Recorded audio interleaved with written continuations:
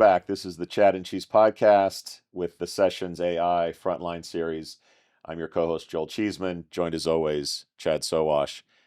Matt, welcome back to the show. In light of tasks, I know that you have an opinion on sort of hiring for skills and not degrees, and the trend that is really hot right now is how do we finally do taking the that? tasks that you were doing that are now AI tasks, and what are you going to do above and beyond what you're doing now and upskilling those people and re-educating, et cetera. Where are you on hiring for skill versus degree? Because I know you have some strong opinions around hiring for a degree versus upskilling and skills. So a couple of things. I think tasks and skills are very different topics. I'm going to talk about skills, right?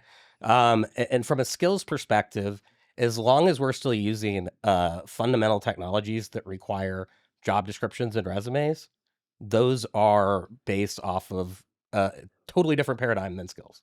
And there's generally no way to extract those foundational documents and be able to find skills. But I would challenge any organization, if I were to ask how many people in your company have Photoshop like abilities, they wouldn't be able to tell you. So companies don't have an extant inventory of the skills of their current employees, much less being able to project out and screen for those at a larger population. So without modeling what those skills look like within an organization, because the application is going to be very different company to company, and without knowing who you already have internally and who you can upskill and with what skills, it is just another way to sell technology that people don't really need.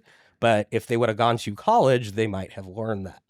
So, and to your point on degrees, I'm not an educational elitist, but here's what I do think. There's a high enough rate of college graduates in this country where we're able to fill jobs with them. I think that, is it necessary for a lot of jobs? No. But at the same time, and I say this from a place of privilege, it demonstrates that you were able to play the game and show up, and after 4 years, walk away with a degree. That to me means that you are ready to show up to work, to do the tasks that are given to you, and to be able to essentially follow the rules of a larger institution. So what's your degree in, where you go, those don't matter. But that's really the only proof of concept in my mind for somebody who's entering the workforce without any actual experience. Joel only asks about fraternity. That's all he cares about. And sports. We can talk about that all day. Because the skills that come with my reply is always, show me a Fortune 500 executive C-suite without degrees. It's impossible to find. So absolutely. I know upskilling and giving people new skills is very important, but like at a certain level, it still matters. It may not one day, but today I think it still does. But I know you had a strong opinion on that, so I wanted you to clarify. Well, and if those companies, and it's funny because we do talk about skills, and it's different from company to company on the types of tasks, and even, let's say, for instance, from a FedEx, from a UPS. I mean, they're two entirely different companies, right?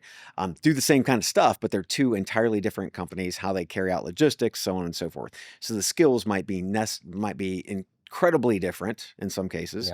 But if they don't have that skills taxonomy or whatever the hell you want to call it, then they really don't know what they're looking for in the first place. So how many companies today, and when working and talking to a lot of companies, none of them have these skills warehouses at all. So why are we even talking about skills when the companies don't know the skills that they currently have in place? It's a great question. And to your point, though, of FedEx and UPS, the fundamental difference between those two companies' workforces, UPS is almost entirely unionized. FedEx is not. It uses contractors and carriers. So if I were those organizations, I would be more focused on labor relations than how can I build a whiz-bang AI product. So I think, again, to your point, look at and the your negotiations require them to focus on the people and not the technology. 100%. Or balance the both. Right. So yeah, one of those organizations will have a advantage of being able to look at technology, but is it what their business is going to need on the other side? No. So I think, again, that is the alignment exercise.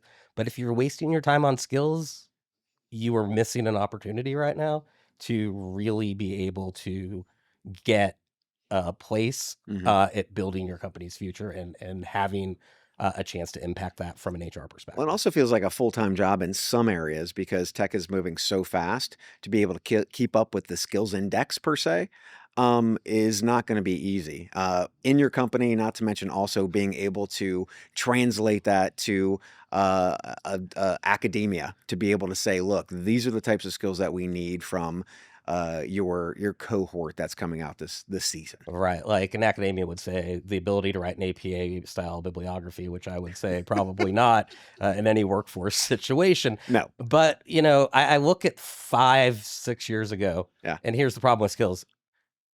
We were telling everyone you were set for life. Go to a coding boot camp, quit your job, learn how to code, and you're guaranteed to have an immediate play. And we've seen AI has replaced that entire cadre of coders that we were so excited about. But is that a problem? Because now we don't No, have but junior coders, and those junior coders one day are going to be senior coders. But we're hollowing out the bottom of the talent of the development for talent. I mean, it's crazy.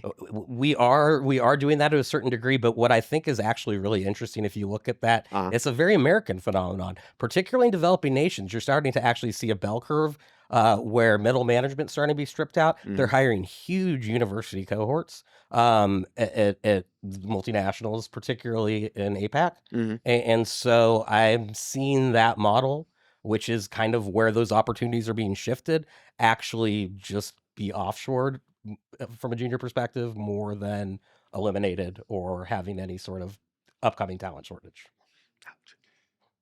Conversational AI. I know that you have some strong opinions on the experience of the candidate and how conversational AI plays into that. We're seeing some signs of a pushback on machines versus real humans. Where does this all play out? So it's fascinating to me. So I'll use candidate experience as an example. And for years, the best practice was you need to let every candidate know their status as soon as, as soon as they're rejected from the process, right? Like you have to give them the news. And now you're hearing candidates like, well, I applied for a job at 9:01 and 9:03, I got a thanks but no thanks letter. They didn't take the time to read my resume. So I think it's interesting that we're seeing this like pushback on it. So is there a happy medium? I really don't know. But when we look at the research statistically, and there have been a few of these studies done now, it seems that candidates and job seekers have no issues with AI until the interview process. And that's where I'm starting to get concerned, is I'm seeing a lot of technologies that are AI or automation slated going towards interviews. And that's really, to me, a terrible use case, and where it's all going to fall apart, because candidates want to be able to ask real questions of real people. They want that kind of, very personalized experience. And on the other side, there's something that you really can't, work for, which is fit in chemistry. Yeah. And that's something that no algorithm is really probably ever going to effectively capture in the same way that an interview would. So I would say everything up to that point, look at it as an AI use case. Everything after that needs to be heavily personalized to make sure that you're able to not only convert them, but also end up onboarding them. Got it. Well, Matt, thanks for hanging out with us today. Enjoy the rest of your time in Vegas. And for the Chad and Cheese podcast, this has been the AI Sessions, the Frontline series. I'm Joel Cheeseman. That's Chad Sowash. Find out more about us at chadcheese.com. We out.